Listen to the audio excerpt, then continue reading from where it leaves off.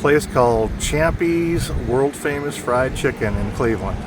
It's a pretty cool looking building.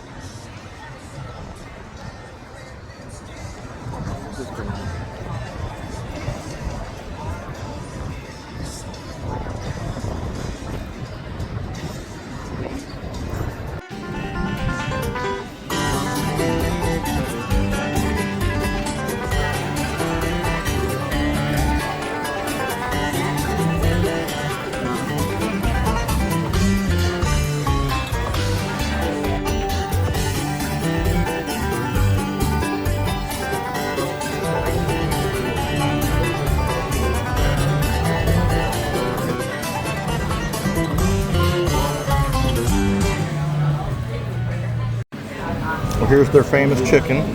It is burning hot. It took us about an hour to wait to get it, but we got it. Baked beans, mashed potatoes, gravy. Baked beans are great. Mashed potatoes, gravy is okay. And the catfish Amy got is really, really good. So, I approve, although this was a long, long wait. After we had our chicken and fish lunch at Champy's, we decided to go on the scenic route along the Ocoee River.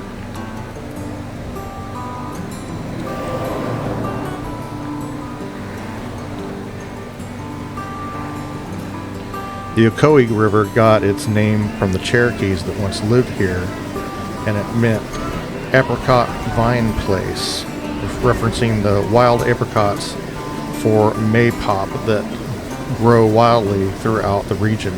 For thousands of years, the maypop was a staple food and medicinal plant for the Cherokee, and to this day is a revered piece of their heritage.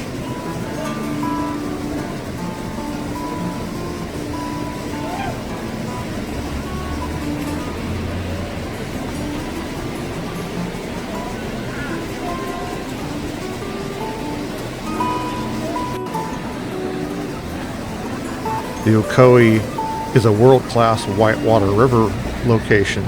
Every summer, more than 250,000 people travel to Ducktown, Tennessee for a thrill ride on the Class 3 and 4 rapids that the river has.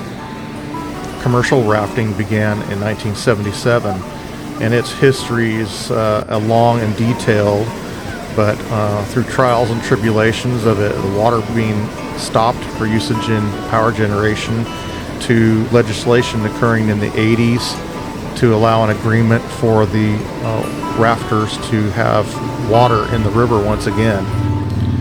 So to this day they have a new current agreement for that purpose, and there are several outing companies that we saw on the drive up here that you could pay a fee and they will take you on a bus ride to the locations and provide a guide and everything you need. So a lot of people were taking advantage of that on this beautiful day, on this Saturday. We saw a lot of people up here.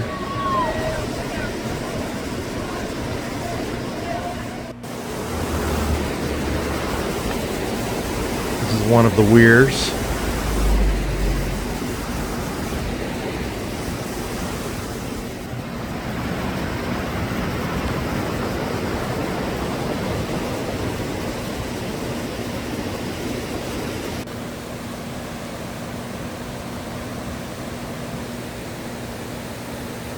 Just a beautiful area.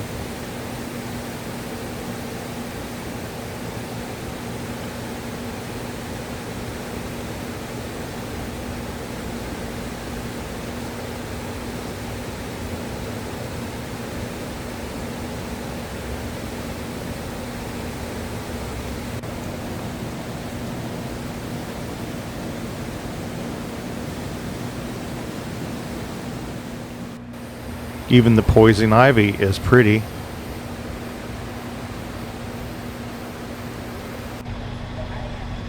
There are wildflowers still around. that you'll see in a moment. Right here, this is Pottsville Dam.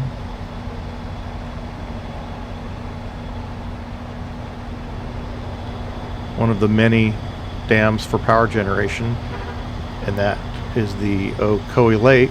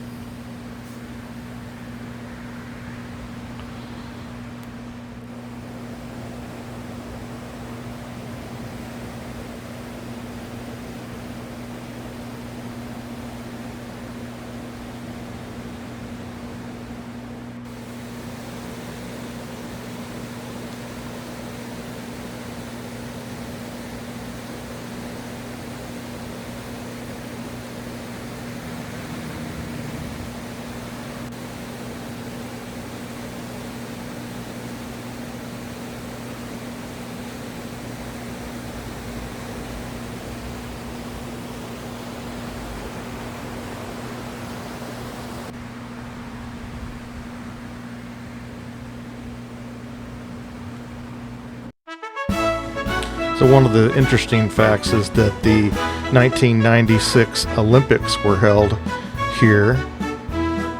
The main location, of course, was Atlanta, but the Upper Ocoee Olympic section right here, it shows all the flags from the participating countries.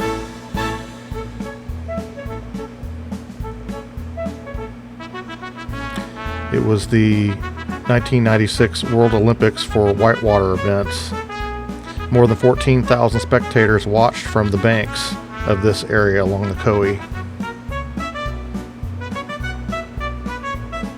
We were lucky enough to visit while the flags were installed. They don't keep them up through the winter, but they replace them in the spring when a lot of people are going to be up here, so that was really neat. We're now heading to our Aunt Cheryl's house in Cleveland after seeing the Olympic Whitewater Center on the Ocoee River. Got some video pictures of that on the other camera. Now we're heading back, and to the left of us is Ocoee Lake. Lots of people out and about this Saturday. Lots of people rafting. A few boats, like the one going by.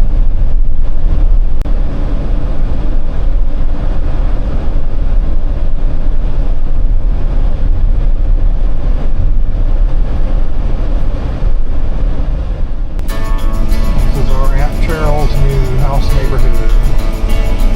I'm sure you hear.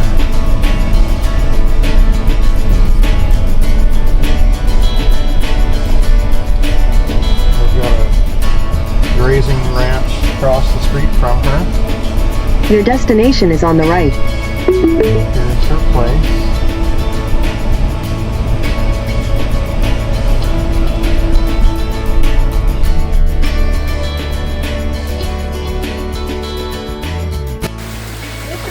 Look at the herb garden on her porch. My lettuce is done. It's all pulled out. Some marigolds. Just to keep the bugs fresh. Yeah, right. A new fence. I stepped out here the other night about this time, and right out there in that clearing were a nice, beautiful two deer. And they just took off running up the stream. Wow. How nice.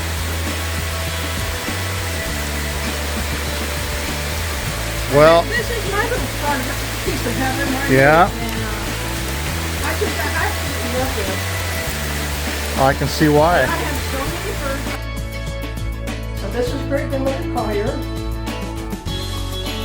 And this is great grandmother, actual Collier. Grandpa Collier's mother. So not biological, but family. Okay. Vina Dunn is Grandma Collier's mother. Okay. I know there's some Dunns in our family on both sides now. Right, well, Dunn was grandmother's maiden name. Mother's sister, Delta married somebody with a last name Dunn. Really? And I remember that's what all the relatives that I have. But this obviously was a relative, Collier. Yeah, they're all different. They're all individual. And I remember Grandmother Collier talking about several of these things when I was a child. Oh, you remember I was out and down there and wherever it was that they lived at the time.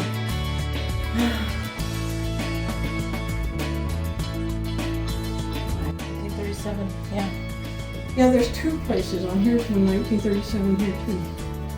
That's nice that it dates it for you. Yeah. Anyway, I had it folded up and put away in my closet until now. All these years I've had it, I've never just, because I like I've it never hanging had on a the place, I like it hanging on the wall. you know?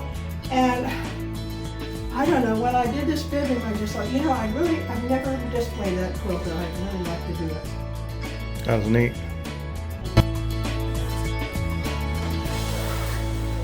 And I like that you kept the windows big and they're not half-height windows. I'm very happy with the windows. All right, it's time for us to return to our property, Sunday, June 8th. And we're looking forward to spending some more time there. Check it out after Frank did his bush hogging and straighten out our gravel pad for our sea train.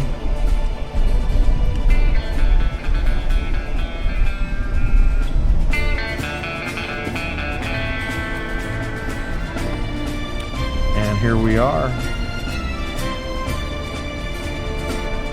It had rained the night before. There's our beautiful line of new trees to the left. Stopped here there a couple times just to walk it and make sure it wasn't too squishy, since we don't have gravel to drive over and we're just in a van.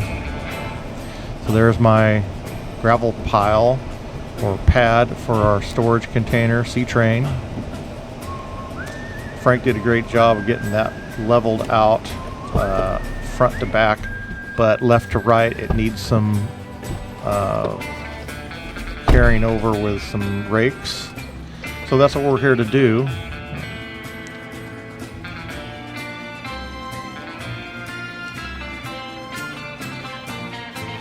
We had a late start that day, so that's why our first meal was having lunch. And then we came out here to spend the afternoon.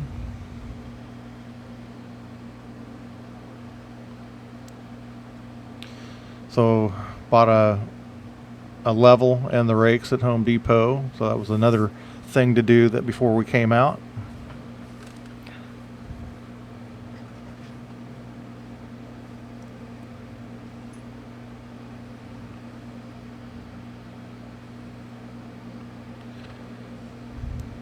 It was a lot of fun the day before checking out the Ocoee River and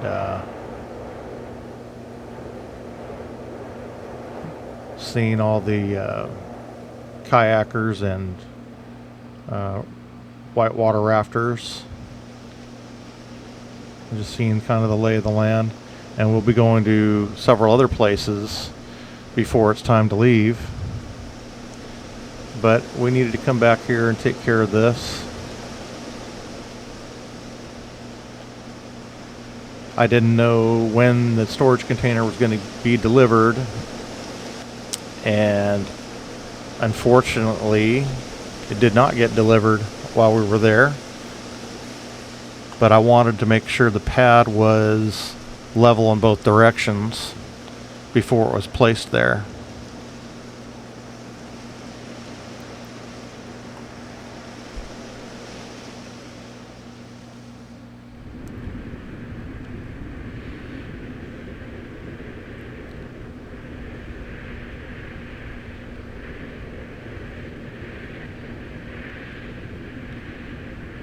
This footage was actually a surprise because I didn't set up video for this work, and I had left my action camera running, which is suction cupped onto the van windshield for that road footage, and I forgot I left it running, so it happened to be pointing in the perfect direction. So this was kind of bonus footage.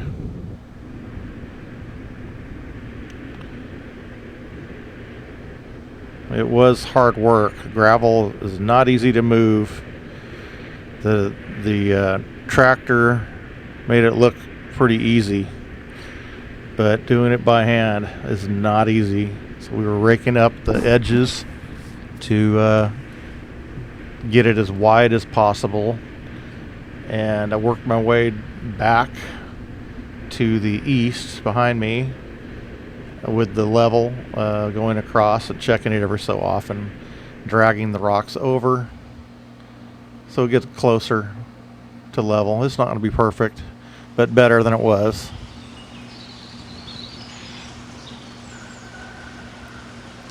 That breeze felt nice in that heat.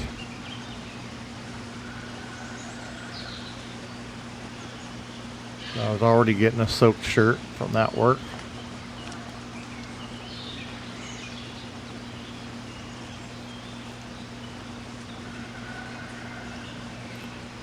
Yeah, wiping the sweat off my brow.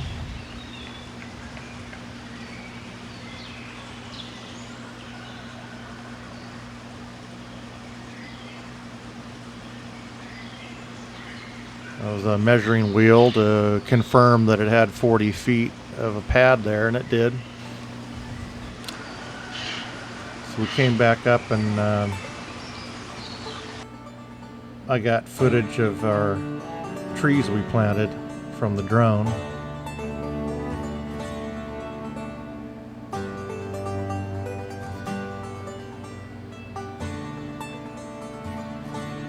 Can't wait to see what they look like next year.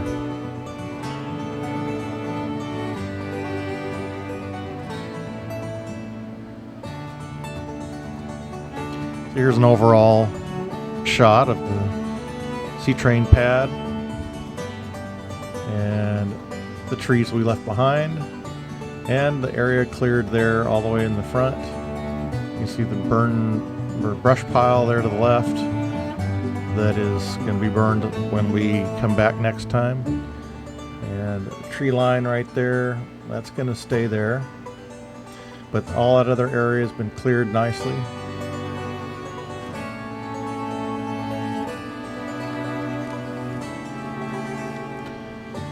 After this, we'll show some ground level footage of the area that's been cleared.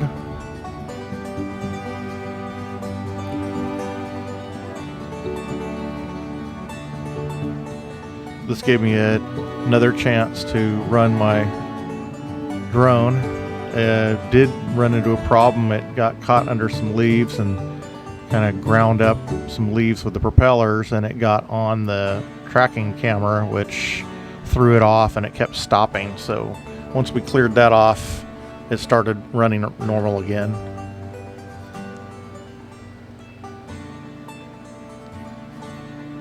So this is heading southbound towards the South Forest, which is our property.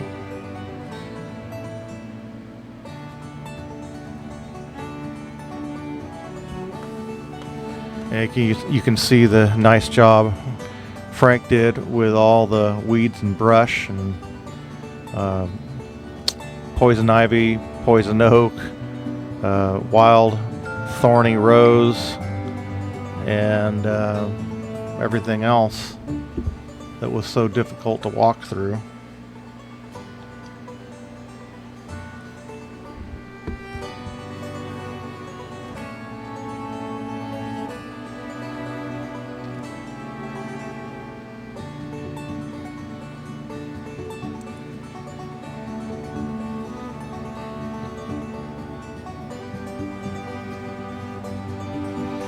There's part of the wet area. I wanted to show that. That's the area that Frank's tractor almost got stuck. I think it's called Cotico, the soil type, so there's a lot of clay, so it retains the water there in that area. There's 3 different types of soil on the property, but that section is like a natural drain point.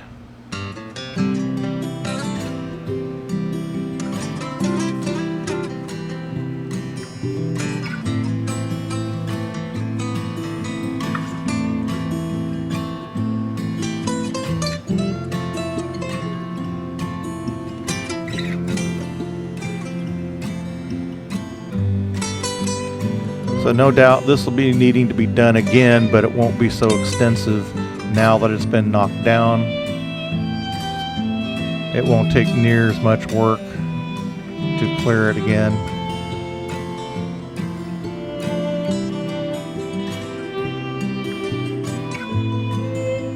So here's that wet area, and I'll show up close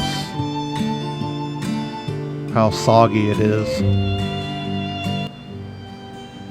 There where he almost got stuck at. Standing water.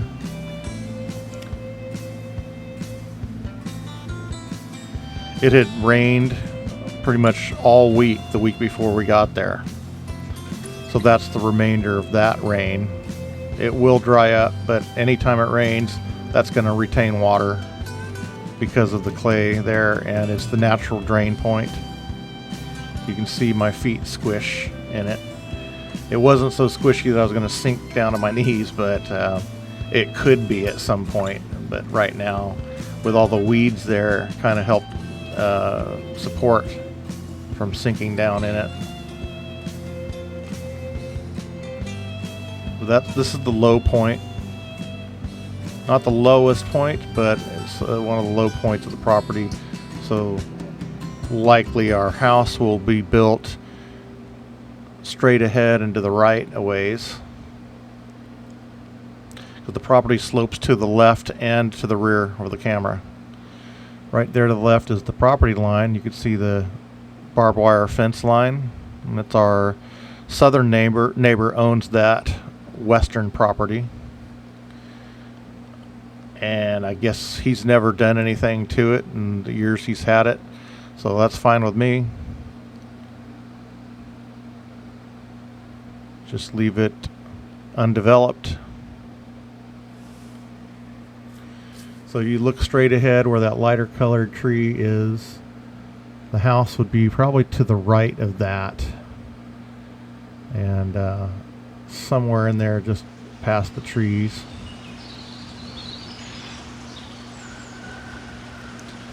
At least that's what I'm thinking now. We'll see. But that's the most logical, since the area we're walking is where the test holes for percolation for the septic system passed, so I can't build on top of that. So that would be good because it has slope to drain in that direction. This is going north. Looking at my neighbor who has a lot of grass planted. It's beautiful. I met her when she was running her lawn tractor on it.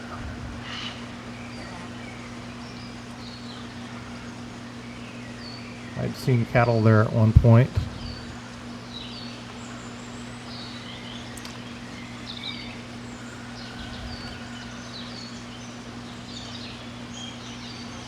And this is where I ended up storing my tools and things that I'd purchased, and just covered up with a big tarp.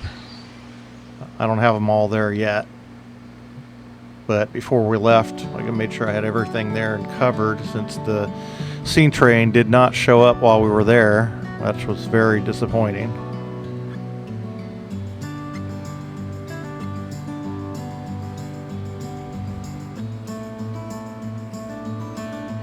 So this is going to be the end here. Very glad you all came to have a look at it. We thoroughly enjoyed being here for this trip and to show this to you these days, and we'll be showing you lots more as I have time to edit these. So we've had a good couple of days and a good week, hard-working week, but it was rewarding. So hope you enjoyed that, and we'll see you in a week or so with the next episode. So again, thank you for watching. We'll see you next time.